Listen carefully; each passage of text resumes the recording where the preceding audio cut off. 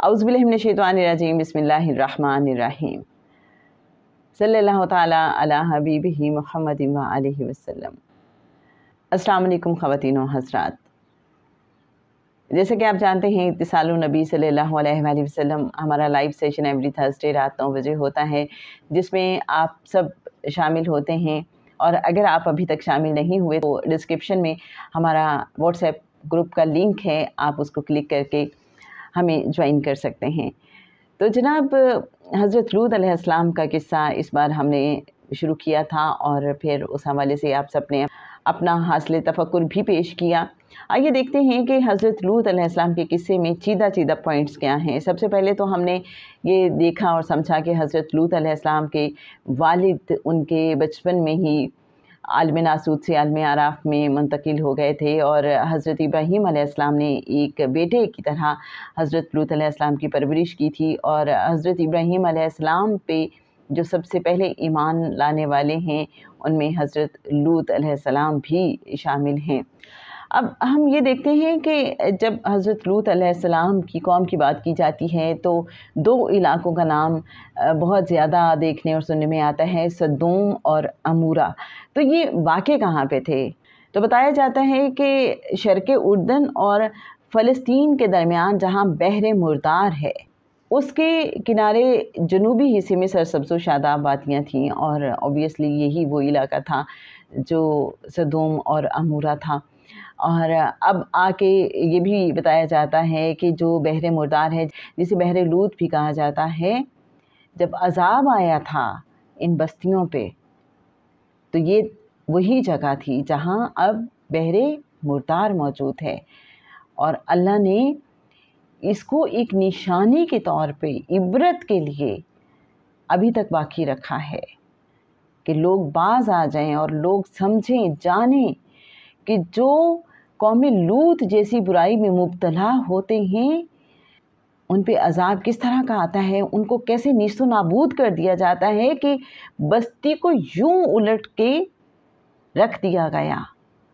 जैसे मैं पढ़ रही थी कि फरिश्तों को जब हुक्म दिया कि इन बस्तियों को पलटा दो, तो कहते हैं कि जो फरिश्ते आए उन्होंने इतने आराम से बस्तियों को उठाया कि जो पानी बर्तन में पड़ा हुआ था वो ज़रा सा भी ना छलका और जो लोग सोए हुए थे उनकी ज़रा सी भी आंख नहीं खुली। इससे आप अंदाज़ा लगा लीजिए कि कितने आराम से फरिश्तों ने उन बस्तियों को उठाया है और फिर इतना ऊंचा ले गए कि यूँ लगता था कि जैसे ये बस्तियां आसमान को छूने लगी हैं। और फिर इतनी बुलंदी से उनको ला के पटख दिया, पलटा के पटखा। और 5 बस्तियों का जिक्र मिलता है कि 5 बस्तियों को इस तरह से पटख दिया था, क्योंकि ये 5 बस्तियों के जो लोग थे और उसमें मेजरली अमूरा और सदूम जो बस्तियां हैं उनके नाम आते हैं कि ये लोग बेहयाई में और बदफेली में मुब्तला थे। और ये वो बुराई थी कि जो इससे पहले कभी किसी कौम में नहीं थी। अल्लाह ने इस कौम को इतना नवाजा हुआ था, फिनांशली हर लिहाज से इतना नवाजा था कि ये लोग अल्लाह को भूल गए और इन्होंने जो कुछ इनके पास अल्लाह की अता करदा नेमतें थीं, इनको अपने ज़ोरे बाजू का, अपनी मेहनत का नतीजा समझना शुरू कर दिया। वो जो इब्लीसी तर्ज़ फ़िक्र थी कि सब कुछ मैं हूँ और सब कुछ मेरी वजह से है, वही इनके अंदर पनप रही थी। ऐश परस्ती में मुब्तला थे, नफसानी ख्वाहिशों के पीछे भाग रहे थे। लेकिन बात सिर्फ यहाँ पे ख़त्म नहीं हुई थी कि लालच, हसद, बुग़्ज़, कीना, ये सब कुछ था, हर बुराई उनमें मौजूद थी। जो फिनेंशियली कुछ इतने स्ट्रॉन्ग नहीं थे, एफ्लुएंट नहीं थे, उनको तो ये लोग कुछ समझते ही नहीं थे। और हज़रत लूत अलैहिस्सलाम ने जब इन्हें कहा कि तुम अल्लाह की अता करदा नेमतों का शुक्र अदा करो, बजाय ये कि तुम कहते हो कि ये हमारी ही मेहनत का नतीजा है, तो ये सब अल्लाह की अता करदाएं हैं, तो उनका ध्यान अल्लाह की तरफ लगाने की कोशिश करते थे। लेकिन कौम लूत को समझ नहीं आई, उन्होंने कान नहीं धरे हज़रत लूत अलैहिस्सलाम की नसीहत पे। वो बेहयाई में اس قدر مبتلا تھے اور وہ اس کو اپنا سٹیٹس سمجھتے تھے اور اس پہ فخر کرتے تھے. جتنے بھی رؤسا تھے، حکمران تھے یا اشرافیہ تھے، وہ سب کے سب اس بدفعلی میں مبتلا تھے اور سر عام یہ کام ہوتا تھا. آپ جانتے ہیں کہ فحاشی کیا ہوتی ہے، کہ برا کام جو ہے اس کو سر عام کرنا اور برا بھی نہ سمجھنا. تو وہ فحاشی اور بے حیائی کے سر عام مرتکب ہوتے تھے اور اس کو برا سمجھنے کی بجائے اس پہ فخر کرتے تھے. اور پھر سب سے اہم بات جو سمجھنا بہت ضروری ہے، ان کا جو ان نیچرل وے، وہ اللہ کی حدود کو توڑتے تھے، وہ نیچر کے اگینسٹ چلتے تھے. جس چیز سے اللہ نے منع کیا ہے اس کی طرف بھاگتے تھے، مرد مردوں کی طرف اور عورتیں عورتوں کی طرف. آج ہم دیکھیں بہت سے ملکوں میں یہی ہو رہا ہے، کہیں سر عام ہو رہا ہے، کہیں چھپ چھپا کے ہو رہا ہے.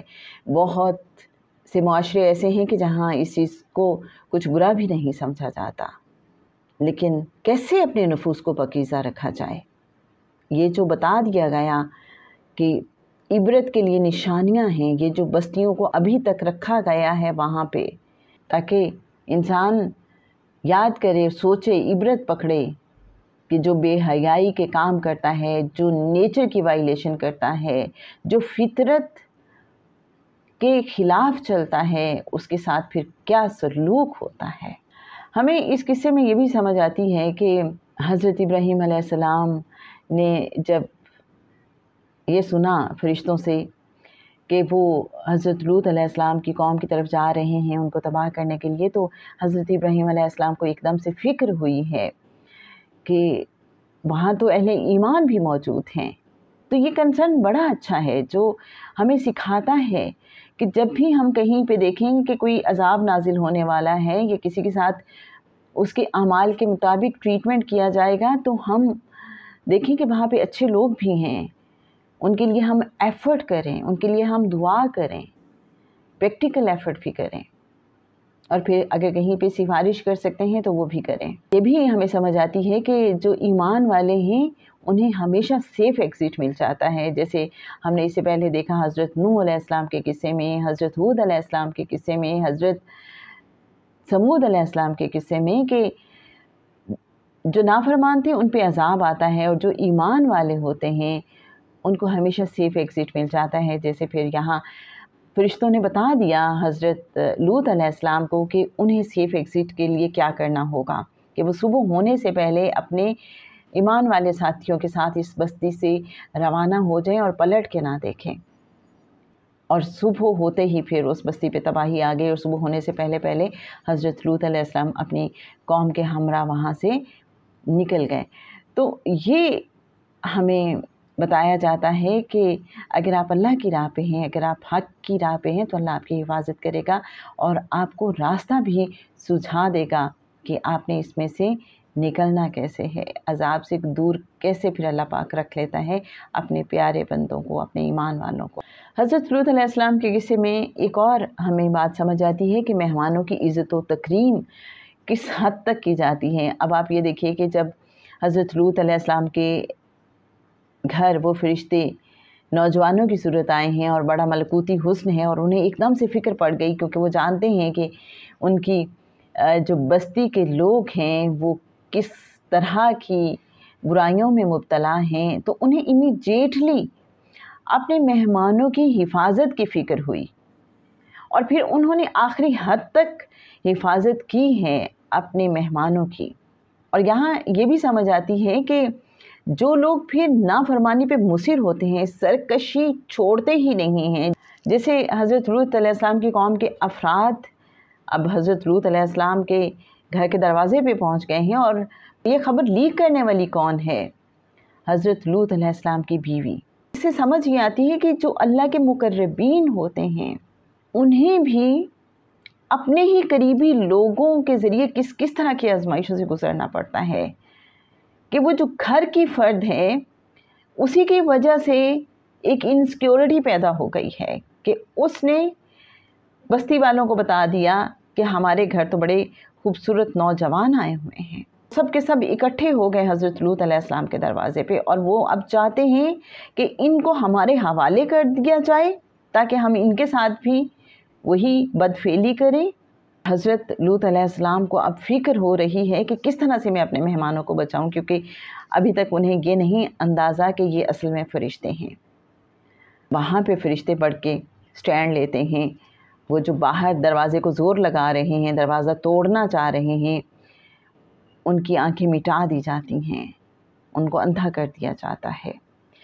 तो यहाँ एक और नुक्ता है हम सब के समझने और सीखने के लिए कि जब इंसान मुसलसल नाफरमानी पे आमादा रहता है और इस हद तक नाफरमानी पे आ जाता है कि उसे कुछ और सुझाई ही नहीं देता और वो कहता मैं ये गलत काम करके ही रहूँगा, तो फिर उसे अंधा कर दिया जाता है, फिर उसे कुछ सुझाई नहीं देता, वो कुछ करने के काबिल नहीं रहता। तो ये भी एक सज़ा है। एक और बात जो समझने वाली है कि हज़रत लूत अलैहिस्सलाम की कौम पर जो अज़ाब आया, पत्थरों का अज़ाब, पत्थर बरसाए गए, बस्तियों को पलट दिया गया, फिर हम देखते हैं आग और गंधक का अज़ाब आया है। जैसी बीमारी हो वैसा ट्रीटमेंट होता है। अज़ाब क्या है? ट्रीटमेंट। और ऑब्वियसली ट्रीटमेंट जो है वो बीमारी के मुताबिक होता है। इससे पहले हम मुख्तलिफ़ कौमों पे मुख्तलिफ़ तरह के अज़ाब देखते हैं। जिस तरह की बीमारी थी उसी तरह का अज़ाब था।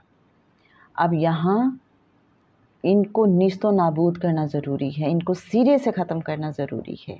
हज़रत लूत अलैहिस्सलाम की कौम पे जो अज़ाब आया है उसमें एक अज़ाब पत्थर बरसाने का था, और बताया जाता है कि हर पत्थर पे नाम लिखा होता था उस शख्स का जिस पे वो पत्थर बरसाया जाता था। तो बहुत बड़ी इबरत है इस वाक़े में।